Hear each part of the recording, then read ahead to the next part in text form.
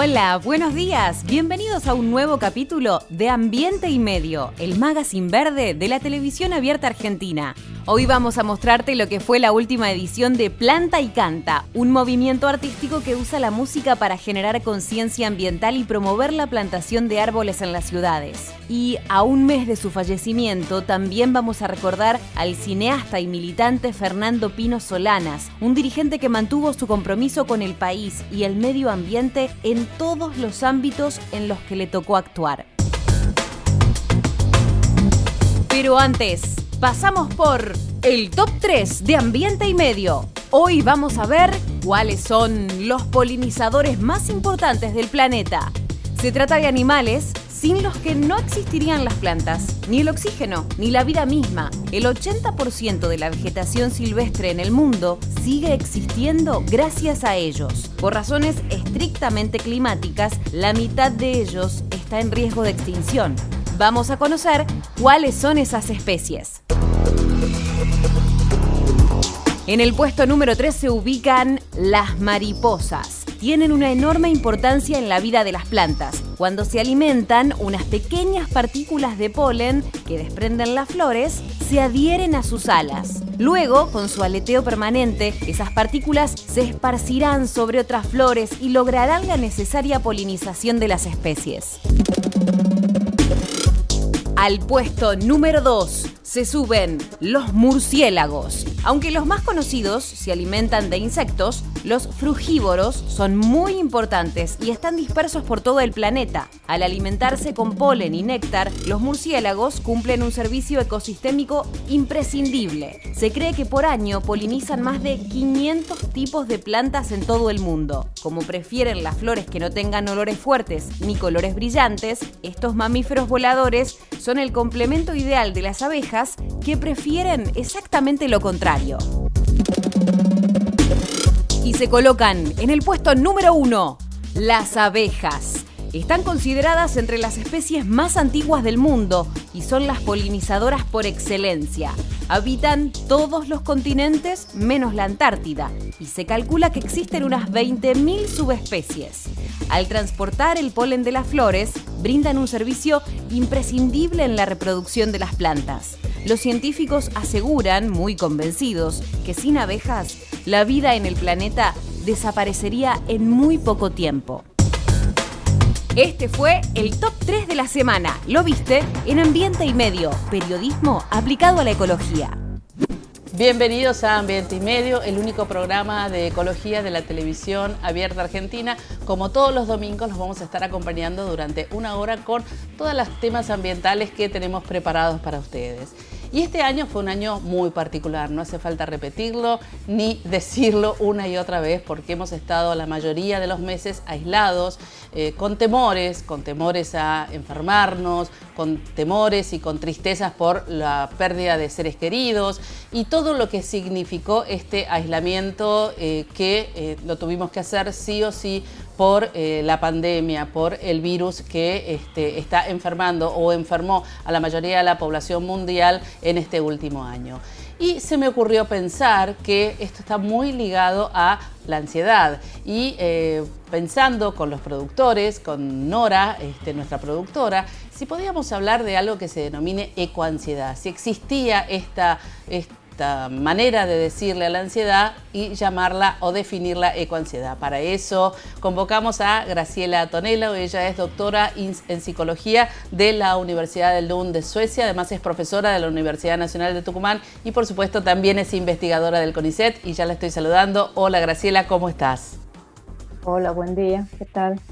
¿Existe la ecoansiedad? Sí existe, es un término que se está usando mucho. Nosotros en psicología ambiental distinguimos entre una preocupación constructiva y una preocupación no constructiva.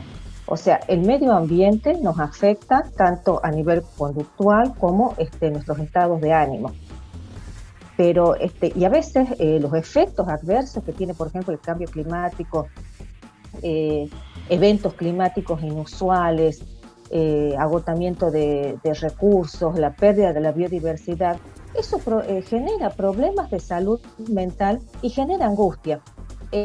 O sea, siempre nos ha preocupado el medio ambiente, y la preocupación constructiva, que es lo que te decía recién, genera comportamientos proambientales. O sea, vos tenés una reacción positiva, una preocupación constructiva que te va a provocar comportamientos proambientales, comportamientos de mitigación, de adaptación. Y después está la preocupación no constructiva, que tiene que ver con la ansiedad, con la angustia.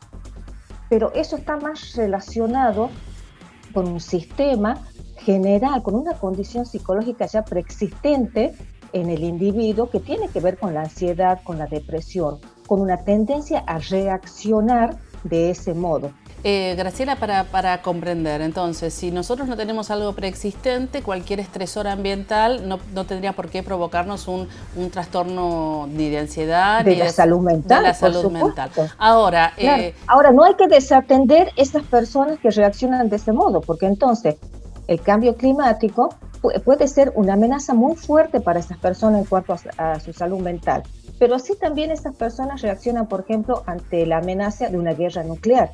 O sea, ya hay un pensamiento ansioso en donde el ambiente genera mayor ansiedad, o sea, entra dentro de ese esquema. En cambio, en la preocupación constructiva hay algo de ansiedad también, pero esa ansiedad se canaliza para tener comportamientos proambientales, para ayudar a adaptarnos mejor al cambio climático que ya está en marcha. Es decir, transformar la ansiedad en acción, es decir, un proceso resiliente sería. Un proceso resiliente. ¿Qué es la resiliencia? La resiliencia tiene dos dimensiones, es un constructo psicológico que tiene dos dimensiones: la exposición a la adversidad, y la otra dimensión es la adaptación positiva a la adversidad. Entonces, ¿cuándo te adaptas? Cuando la sensibilidad neurofisiológica hace estresor se va debilitando, cuando se reduce la incertidumbre sobre este virus, en el caso de cuando te brindan los medios de comunicación información, cuando vos más conocés sobre el problema, eso te reduce la incertidumbre. Y cuando cognitivamente empiezas a percibir a ese estresor como menos amenazante. Todo eso contribuye a una adaptación positiva, una adaptación con menos costo, porque toda adaptación tiene un costo de energía física y de energía mental. Ahora bien, cuando hablamos de adaptación, siempre hay que tener en cuenta un concepto clave, que es la vulnerabilidad, Gaby. No todos reaccionamos de la misma manera ante un estresor ambiental. La vulnerabilidad tiene que ver con la predisposición que tienen ciertos individuos o ciertos grupos, comunidades, a recibir adversamente ciertas condiciones, a tener una propensión, a no tener la capacidad para afrontar exitosamente o adaptativamente un hecho ambiental, desde una inundación, una sequía, hasta una pandemia. Por eso se está usando mucho un término de Singer, de la década de los 90, que se habla de sindemia, cuando vos abordás una problemática, pero en su interacción con factores biológicos y sociales. ¿Y ustedes cómo trabajan en estas situaciones tan vulnerables para que la gente no entre en la parálisis o en el catastrofismo o en esa exacerbación de la ansiedad, por decirlo de alguna manera? Bueno, la información se da, pero también hay que trabajar con identificando un concepto muy clave en psicología, que es recursos de afrontamiento. Hay que identificar con qué recursos de afrontamiento cuenta el individuo o una comunidad, qué soporte social tiene, cuáles son sus recursos intelectuales, qué experiencia tiene sobre este estresor. Todo eso te ayuda a la adaptación, a adaptarnos de un modo positivo. Pero identificar los recursos de afrontamiento es un concepto clave para poder planificar una estrategia. Graciela, muy amable, muchas gracias por cómo nos clarificaste estos conceptos tan importantes. Espero que haya estado claro. Sí, señora, estuvo muy claro, y bueno, te saludamos acá y saludamos con vos, a través tuyo, a toda la comunidad tucumana. Muchas gracias. Muchas gracias. Bueno, nosotros seguimos con más Ambiente y Medio. Remedio de escalada, Lanús. Remedios, Lanús. Remedios, Lanús. No sé si este de acá es el límite, pero lo que sí sé es que la conciencia ambiental está expandiendo sus límites. Esto que ven acá es una planta nativa, igual que las que tengo a mi alrededor, y se podría decir que estoy en un incipiente bosque de plantas nativas, plantado en el medio de una gran avenida en esta localidad y generado por Planta y Canta, que es un movimiento ambiental, pero también artístico. Eso es lo interesante. Viejo pino del rincón, viejo pino del rincón, hoy te canto y te celebro con afecto y emoción. Yo estoy acá disfrutando de la futura sombrita que este árbol me va a dar, pero déjenme decirles que el arte acerca a las personas las distintas temáticas que tiene en sí. Por ejemplo, en este caso, la importancia de la naturaleza y las plantas, por eso Planta y Canta. También hay algo muy especial en este caso, que es la importancia de que el arbolado urbano esté compuesto por plantas nativas. Porque como ya se los dije y se los voy a volver a repetir, no me voy a cansar de decírselos, las plantas nativas ayudan a que la fauna de la zona se acerque y se reproduzca, que haya más. Y obviamente, como ya están acostumbradas al clima, requieren menos cuidado. Por eso hay que plantar nativas. Y yo ahora, con mis amigos de Planta y Canta, voy a plantar un par más, acá cerquita.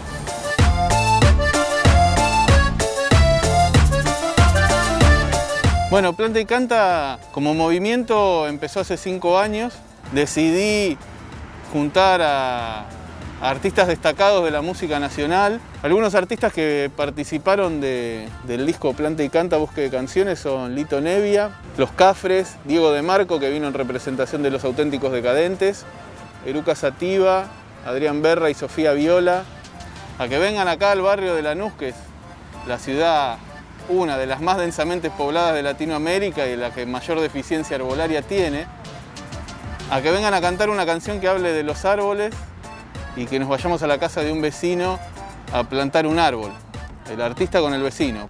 Y a su vez generar un material audiovisual que sirva para ir a las escuelas primarias, donde vamos a hacer charlas, donde hacemos siembra de árboles nativos con los chicos y le hacemos ver estos capítulos de los artistas a los chicos con los padres en la casa.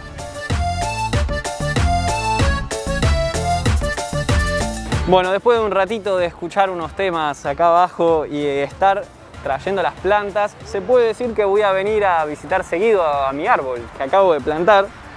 Bueno, digo mi árbol, yo sé que no es mío, que es patrimonio de todos y todas, pero no sé, lo planté, ayudé a plantarlo, tengo un sentido de pertenencia, digamos. Este arbolado urbano tiene algo peculiar, tiene algo que lo distingue. Y te lo va a contar Mauri.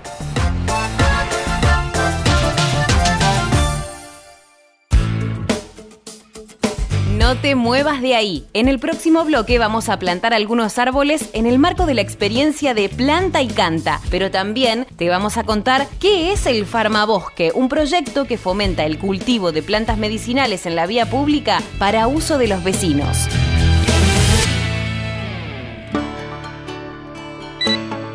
Lo primero que una persona aprende sobre el guanaco es que escupe.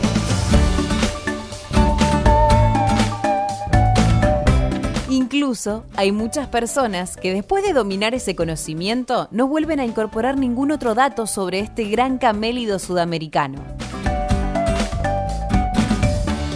Aún así, el valor ambiental y productivo del guanaco es enorme. Este mamífero es autóctono de América del Sur. Aunque originalmente se distribuía en toda la extensión de los Andes, su población actual está calculada en menos de 500.000 de individuos. Esto representa un 10% de población contabilizada a comienzos del siglo XX. La primera reducción brutal del número de ejemplares se produjo cuando la ganadería ovina se adueñó de la Patagonia. A diferencia del guanaco, la oveja destruye los pastizales naturales y deteriora el hábitat. A ver, no es que el guanaco coma menos que una oveja.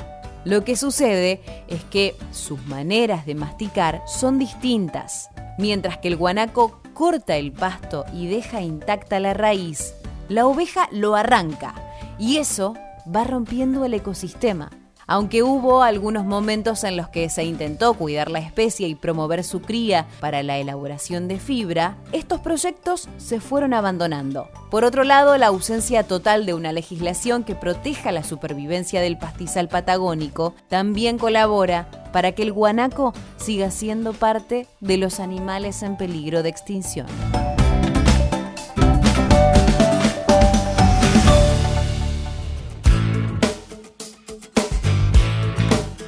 Quédate, ya volvemos con más Ambiente y Medio, el magazine verde de la televisión abierta argentina.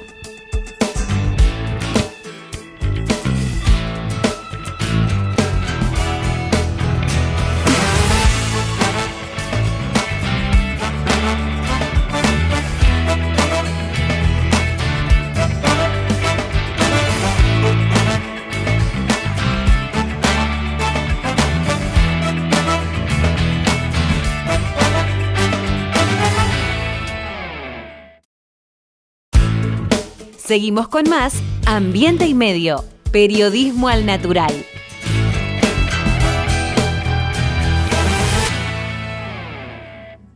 Si estuviste en contacto con un caso positivo de coronavirus, hacete el test. Para más información, entra a buenosaires.gov.ar/test o chatea con la ciudad al 11 50 50 0 147. Cuidarte es cuidarnos. Buenos Aires Ciudad. BA Group, desarrollando tu capital filosófico.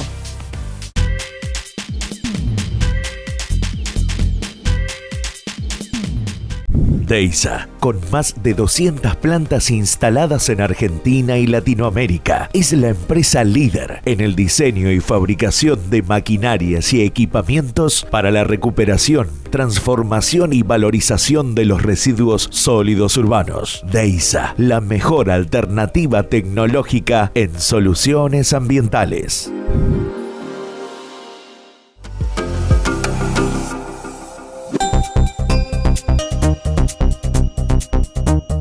La enorme cantidad de atributos que tiene un ecosistema como lo es un bosque, lo hemos marcado infinidad de veces en este programa.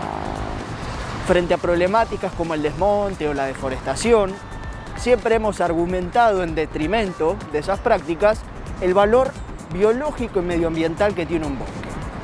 De ser el hogar de múltiples especies de animales, de fauna, de biodiversidad, el árbol como esa máquina, como dice Greta Thunberg, que purifica el oxígeno y mejora el aire que respiramos, sumado al bosque como tal, que ofrece una cantidad de beneficios y servicios ecosistémicos, naturales, salubres, incontables, árboles y plantas que dan frutos y nos proveen de alimentos, un ecosistema que ayuda a la regulación hídrica y que de desaparecer se vuelven terrenos propensos a inundaciones, mejora los suelos, es decir, una cantidad innumerable de benevolencias que tiene este ecosistema. Pero hay algo de lo que nunca hablamos. Un poquito de mea culpa también hacemos, porque además, como dije recién, son innumerables los atributos y siempre se le puede encontrar una arista nueva. En este evento que nos invitaron, en el Planticanta, acá se está armando un farmabosque. Ahora yo te voy a explicar bien lo que es un farmabosque, pero antes te voy a adelantar que hoy vamos a hablar del bosque. Esto claramente no es un bosque, estamos hablando conceptualmente de ese ecosistema que nos brinda todo lo que acabo de decir y además plantas medicinales.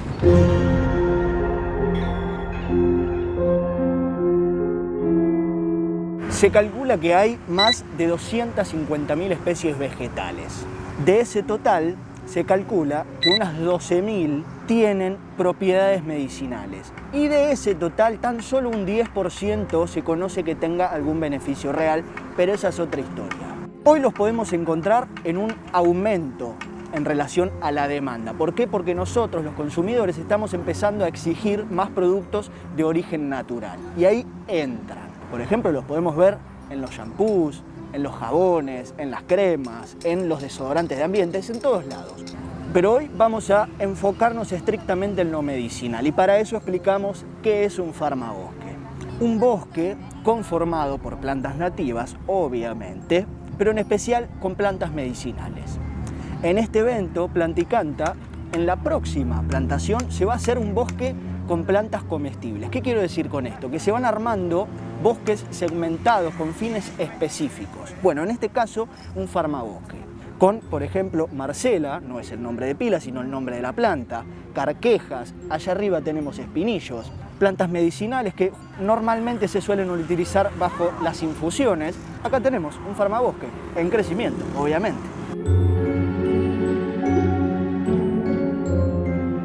En la antigüedad, es decir, cuando no existía la industria farmacéutica, la relación entre las plantas medicinales y el ser humano, las personas, era mucho más cercana. Hoy en día sigue habiendo algunas comunidades que mantienen estos principios, si se quiere, pero claramente ha disminuido muchísimo.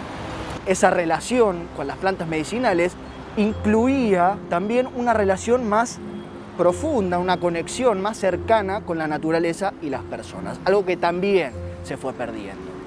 Pero no estamos acá generando o instalando un debate sobre medicina tradicional o medicina alternativa, siendo que ambas dos las utilizan por ahí, la homeopatía, por citar un ejemplo, un poco más, pero no es un terreno en el que me quiero meter, no es el eje del informe. No estoy categorizando los atributos, sino marcando que el bosque, además de ser esa casa para los animales, de mejorar el suelo, el aire, etcétera, etcétera, etcétera, también nos provee de plantas medicinales.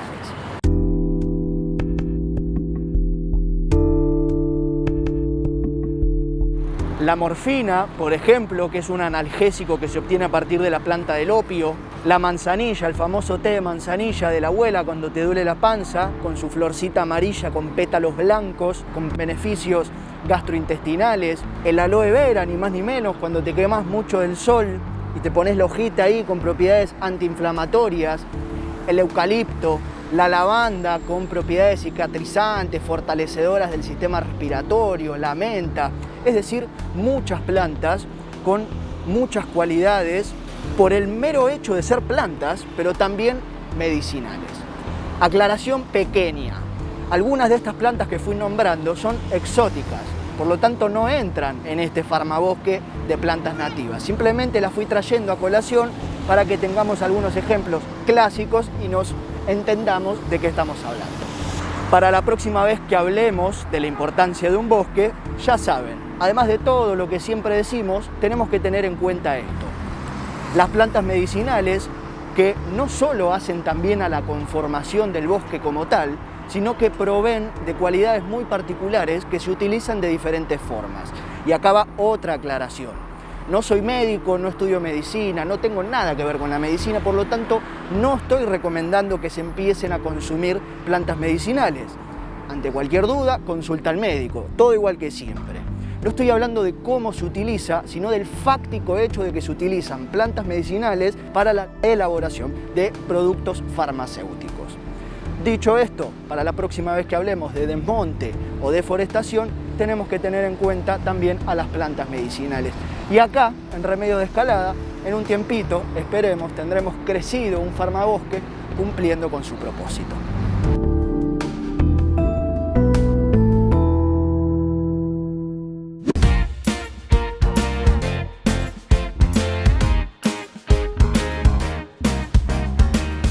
Ahí está bien, ¿no? Ahí está bien.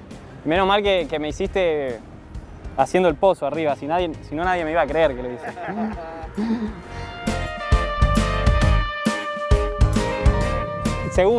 El segundo ya que planté acá.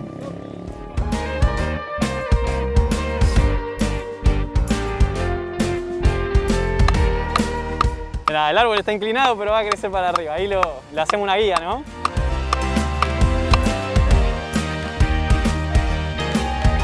Bueno, después de recibir un poquito de ayuda para terminar con este arbolito, les tengo que contar que la zona en la que fueron plantados, es decir, la ubicación de esta plaza en la que fueron plantados estos árboles, no es al azar.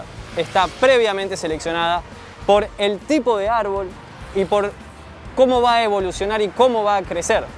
Por ejemplo, todos los árboles plantados en esta línea son los que más agua van a necesitar.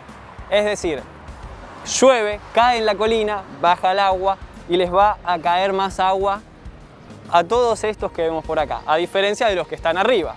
Y en el medio tenemos unos arbustos que necesitan mucho sol y no se plantó nada alrededor que les dé sombra.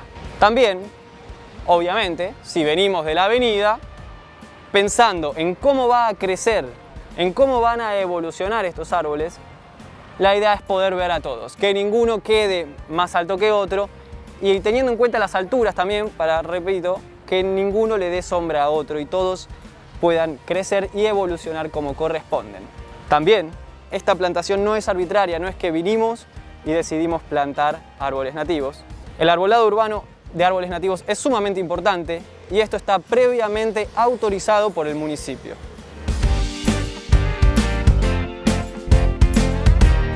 En el camino fui aprendiendo sobre los árboles nativos. Los primeros árboles eran un poco de donaciones, de conseguir de acá, de allá, y ya después con el tema de los árboles nativos fue cada vez estudiar más, ¿no? Sobre a ver qué era lo que había acá en estos terrenos antes de que llegue la urbanización, ¿no? Y qué pájaros son los que vienen a los árboles de la región, qué mariposa come de tal árbol. Entonces fui profundizando, ¿no? Y desde hace, bueno, un par de años, ya hace 7 que plantamos únicamente árboles nativos. Cada tanto hacemos un taller de siembra con vecinos, entonces cada vecino se lleva sus macetitas para cultivar árboles en su patio, terraza o balcón y únicamente nativos. Bueno, finalmente, con Planta y Canta, pudimos renovar un poco el arbolado urbano acá en Remedios de Escalada y esperamos, ellos esperan, yo también espero, que nos podamos contagiar de la energía y obviamente que tomemos conciencia de la importancia nuevamente de las plantas nativas.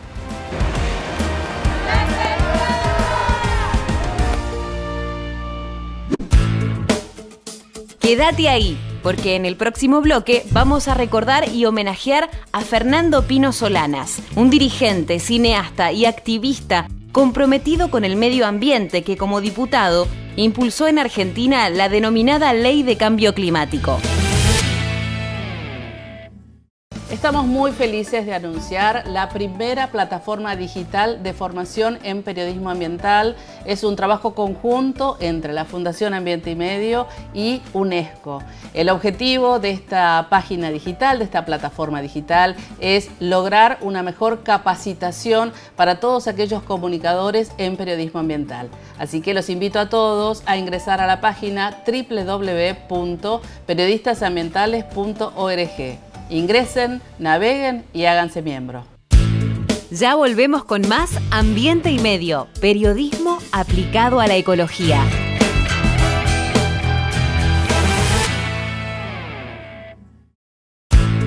Seguimos con más Ambiente y Medio, periodismo en perfecto estado de conservación.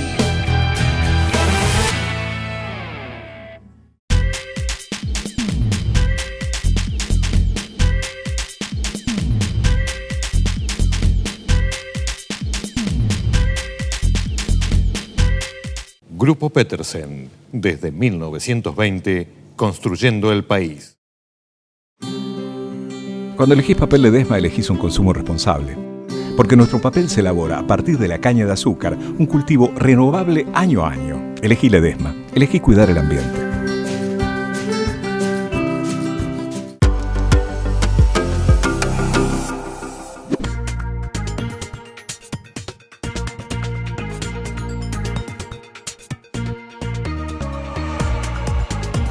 La introducción de especies exóticas a un ambiente donde esa especie no pertenece es un problema que vemos a lo largo de todo el mundo, produciendo consecuencias adversas siempre, no solo para el ecosistema en sí, sino también para las diferentes especies de flora y fauna que componen a ese ecosistema.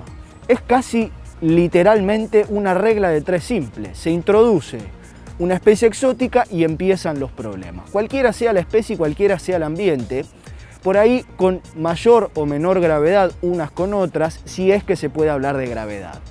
Lo cierto es que lo exótico repercute negativamente. Es importante mencionar que no todas las especies introducidas se vuelven invasoras, porque no todas logran prevalecer. Sin embargo, las que sí lo logran representan un impacto muy significativo con frecuencia que varía según el hábitat y la especie. En este bloque obviamente vamos a hablar de especies exóticas a raíz de un estudio donde una serie de investigadores descubrieron más de 15 nuevas especies exóticas en la ciudad de Buenos Aires. Lo más llamativo de todo es que la mayoría de estas especies son invertebrados. ¿Cómo llegó un gusano de Indochina a la ciudad de Buenos Aires? Quédate y lo vemos.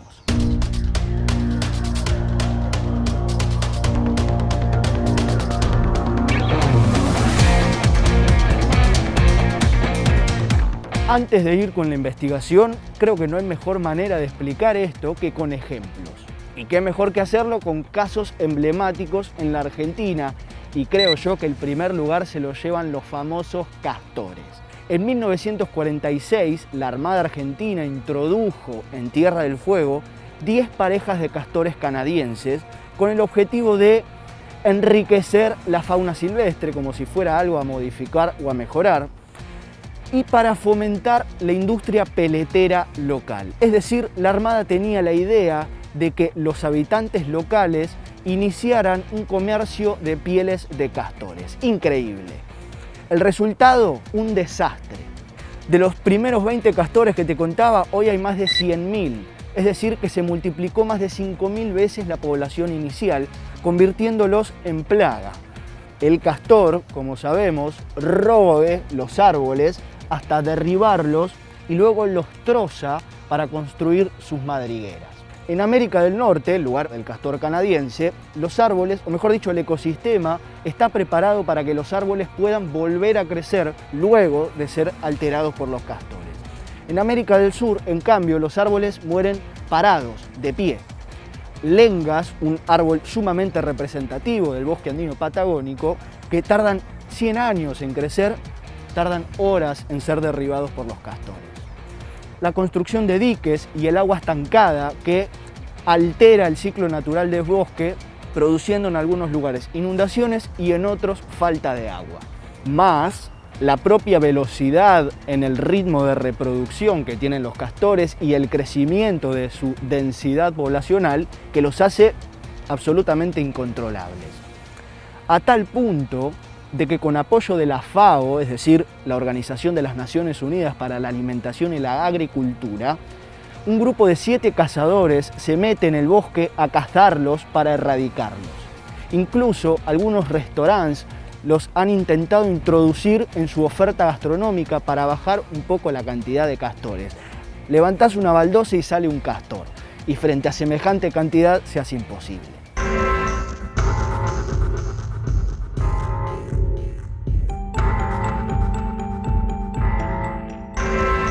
Acá tenemos otro muy buen ejemplo.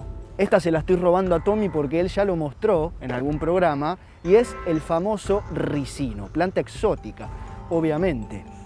Originaria de África, se cree que llegó acá por medio de un barco de la anarquía andaluza que comercializaba el ricino con motivos ornamentales. ¿Cuál es el problema del ricino? Que es de muy fácil propagación y por ende de muy difícil erradicación. Estas florcitas que vemos acá, en algún momento de su periodo, explotan y adentro liberan un montón de semillas que son desparramadas en este espacio, o en su espacio. Se propaga muy fácil y se hace muy difícil erradicarlo. Para aquellos cinéfilos que recuerden, esta es la planta, o mejor dicho, con la semilla de ricino en Breaking Bad, se hace un veneno mortal. Dicho sea de paso, tener cuidado con la semilla de ricino porque su incorrecto tratamiento puede ser peligroso. Con el castor, el ricino, son dos muy buenos ejemplos de los más de 700, entre 700 y 800 especies exóticas registradas en la República Argentina. Las exóticas son un problema a nivel general, pero hay que entender que cada especie repercute a su manera, por lo tanto hay que trabajar con cada especie en particular. Bueno, ahora sí, basta de cháchara y nos vamos con nuestra investigación. 18 son exactamente las nuevas especies que se identificaron, que previamente habían pasado como desapercibidas. Lo que de alguna manera nos dice es que si buscamos más, encontramos más. El caso más emblemático de esto es la ardilla de vientre rojo. Hacia 1970, en la zona de Luján, fueron liberadas más de 10 ardillas que a partir de ahí se fueron expandiendo sin parar. Originarias de Indochina, fueron introducidas por su gran versatilidad y su alta tasa reproductiva. Hoy las encontramos en Santa Fe, en Córdoba y en varias localidades de Buenos Aires. Y producen consecuencias muy adversas. Consumen huevos de aves, afectando a especies nativas, donde también se compite por el anidamiento con esas propias aves. Descortezan árboles y dañan la madera, árboles que no están preparados para eso. Y hasta destrozan cables de teléfono y cables de internet. O sea, estas son las consecuencias de la introducción de una especie exótica, algunas veces hasta absurdas, pero consecuencias graves al fin. También en Escobar se introdujeron estas mismas ardillas. El resultado, hace unos 2 años se las encontraron, por ejemplo, en el Parque Avellaneda, acá en Capital Federal, lo que habla de un recorrido de más de 50 kilómetros en apenas 20 y pico de años para la ardilla, es decir, una velocidad en la expansión para una especie invasora completamente notable. Lo más importante de este estudio es que la mayor parte de los descubrimientos se produjeron en jardines internos. Y ahí se descubrieron arañas, mariápodos, ciempiés, gusanos, caracoles, todo tipo de invertebrados. De hecho, de las 18 especies que te contaba, 17 son de invertebrados. Y lo prometido es deuda, yo te debía al gusano de Indochina. El gusano cabeza de ancla, con un nombre espectacular, originario de Asia y que se lo había encontrado años atrás en Misiones y en Tucumán, nunca en la ciudad de Buenos Aires. Y ahora sí, se los encontró en jardines internos de la ciudad de Buenos Aires. ¿Cómo es que llega un gusano de Indochina? Se supone que la llegada de estas especies se debe a que los horticultores en el siglo XIX comercializaban y trasladaban plantas exóticas a lo largo de todos los jardines del mundo. Y eso podía incluir el traslado de huevos y el traslado de invertebrados que viajaban como polizontes. Y ahí seguramente esté la respuesta de por qué o cómo, mejor dicho, llegó un gusano de Indochina, mejor dicho, el gusano cabeza de ancla.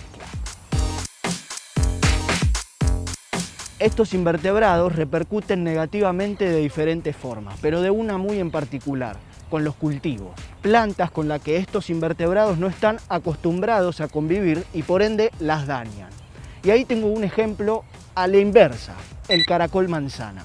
Originario de Sudamérica, exportado o introducido, mejor dicho, accidentalmente a España, donde produce un descalabro ambiental muy grande con los cultivos de arroz. Y así con varios ejemplos, como es el caso del caracol gigante africano, introducido en las provincias mesopotámicas de nuestro país y que hoy ya se encuentra en la ciudad de Buenos Aires, dañando cultivos y ecosistemas. Y hay que entender otra cosa, que no estamos hablando solamente de un impacto ambiental, sino también de un impacto económico. Cada año, el Estado Nacional invierte más de 66 millones de dólares en la erradicación del castor en Tierra del Fuego, o más de 160 millones de dólares en la erradicación del jabalí europeo, otro caso emblemático del que todavía no habíamos hablado. ¿Cuál es la moraleja? Estos investigadores, con su investigación, nos mostraron que haciendo una búsqueda un poco más intensiva vamos a encontrar muchas más especies exóticas de las que conocemos y por ende mucho más problemas ambientales de los que conocemos y por ende deberíamos prestarle mucha más atención de la que le prestamos.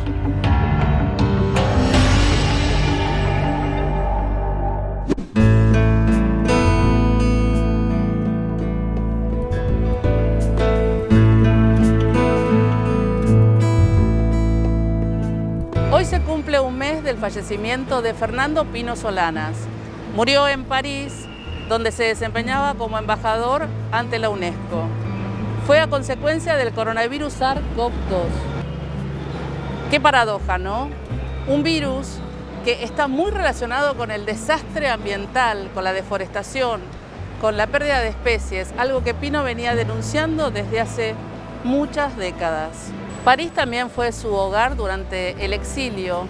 A partir del año 1975 y por muchos años, él tuvo que partir de la Argentina por varios atentados y además por un intento de secuestro. Varios y variados fueron los momentos de su historia política. Alcira Argumedo, socióloga, política y su compañera política de toda la vida, así lo recuerda. Para mí Pino fue un hermano de la vida, realmente atravesamos, yo tenía 27 años, él tendría 30, 31, que es cuando ellos hicieron la obra de los hornos y tenían Cine Liberación. Nosotros participábamos de las cátedras nacionales y bueno, y también intercambiábamos y teníamos charlas y reuniones, intercambio de ideas con los sacerdotes para el tercer mundo que estaban elaborando la pastoral latinoamericana, donde entre otros estaba Francisco. Desde entonces nos conocemos y en ese larguísimo tiempo, que para mí, reitero, fue un hermano de la vida, tuvimos una serie de aventuras y contrastes, ¿no? Y Pino tenía grandes contrastes, desde caravanas patéticas que parecía que ibas a un fracaso rotundo, a grandes festivales de cine donde lo aclamaban y le daban premios y demás.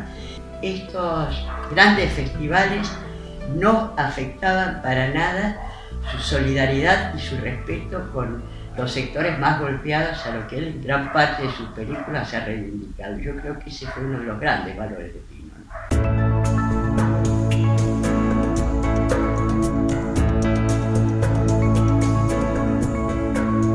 Pino fue uno de los pocos políticos argentinos que se interesó por todas las luchas socioambientales, adentro y afuera del Congreso.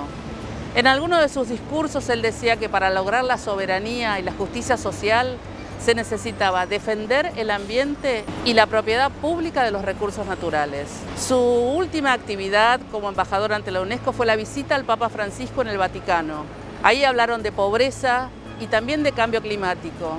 Recordemos que Fernando Solana fue el impulsor de la ley de presupuestos mínimos para la mitigación y la adaptación al cambio climático, que fue sancionada en diciembre de 2019 en este Congreso. El cambio climático, inocultable más allá de los discursos elaborados desde el poder y la ignorancia, eran fenómenos cada vez mayores y más destructivos sacudiendo al mundo. Enfrentarla significa una conciencia global que todavía no demuestra el mundo tenerla. Y fue también en este mismo Congreso donde tuvo la valentía, con su particular vehemencia, de sentar a dos mujeres referentes mundiales de la alimentación sana, justa y soberana, Marie-Monique Robin y Vandana Shiva. Quique Viale, su amigo y compañero de militancia ambiental, también lo recuerda.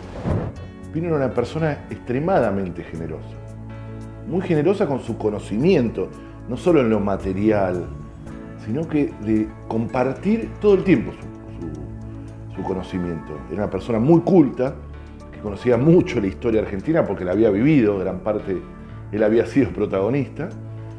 Entonces un llamado telefónico podía devenir, y seguramente, en una anécdota y en una profundización de algo de la historia. Pino vio las cuestiones ambientales antes que nadie, ¿no? Incluso hizo películas en ese sentido. Para él la cuestión ambiental no era una cuestión marketinera, sino que era central en su vida. Él había dicho que el siglo XXI era el siglo de los derechos de la naturaleza, ¿no? Así como el siglo XX fue el de los derechos humanos. Él estaba convencido de eso, era su obsesión, de repensar los modelos productivos, los modelos de desarrollo. Estaba muy preocupado con el cambio climático y también tenía una gran admiración y una necesidad de pasar esa antorcha, que creo que lo hizo, eso es lo interesante, a los y las jóvenes, ¿no? La verdad que fue una de las personas más generosas que conocí.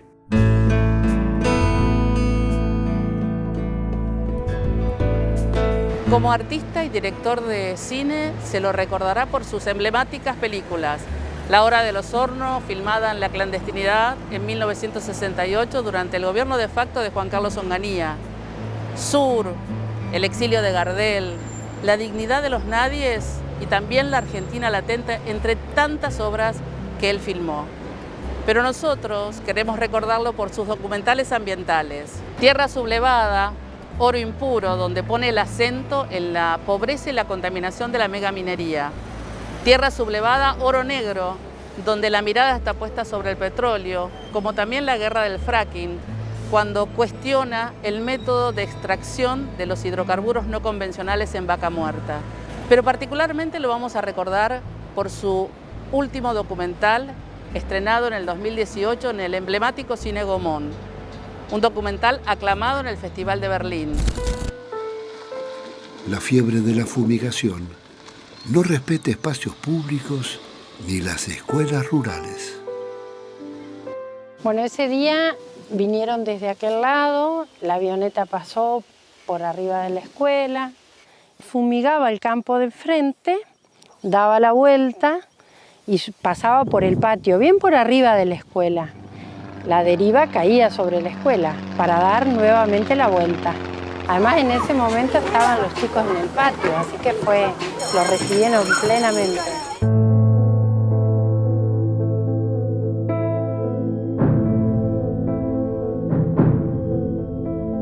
Como parte integrante del equipo de Ambiente y Medio, quiero agradecer, como le agradecimos en su momento, su consideración al declarar de interés público a nuestro programa Ambiente y Medio en el año 2017 en el Congreso de la Nación. Pino va a ser inolvidable para todos, adentro y afuera del Congreso. Un luchador, un político vehemente, con una voz característica, que dejó un legado para los jóvenes que van a seguir ese camino que él construyó. Creo que el movimiento juvenil climático ambiental actual es en gran parte un legado de Pino y de personas como él que por mucho tiempo dijeron lo que nadie decía.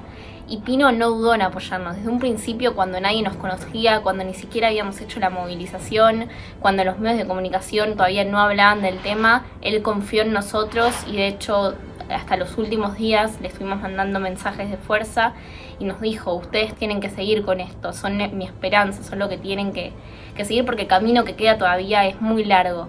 Y también todos los hitos que tuvimos el año pasado en gran parte fueron gracias a Pino, porque Pino fue el impulsor tanto de la declaración de emergencia climática y ecológica como de la sanción de cambio climático. Y creo que poder unir esas fuerzas de él desde el Congreso y nosotros desde las calles y como movimiento metiendo presión para que esas leyes pasen, hicieron que sea un hito para todo el movimiento ambiental que va a quedar para la historia.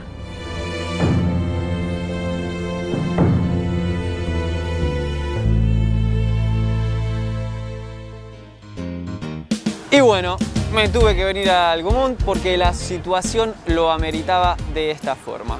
Y así como ya lo nombró Gabriela, Fernando Pino Solanas, una persona muy importante en la lucha medioambiental y que tiene un montón de documentales y yo les recomiendo todos, absolutamente todos, pero vamos a empezar por uno, por el último que tuvo su estreno y presentación acá. El nombre es El viaje a los pueblos fumigados. Un poquito para aprender y tener un poquito más en cuenta este modelo agropecuario en el que estamos sumergidos. En este documental, Pino nos hace dar cuenta de la falta de control y de regulación que tienen las excesivas fumigaciones, que no solo dañan la tierra y la dejan prácticamente sin microorganismos, sino que también se daña la salud de los trabajadores del campo.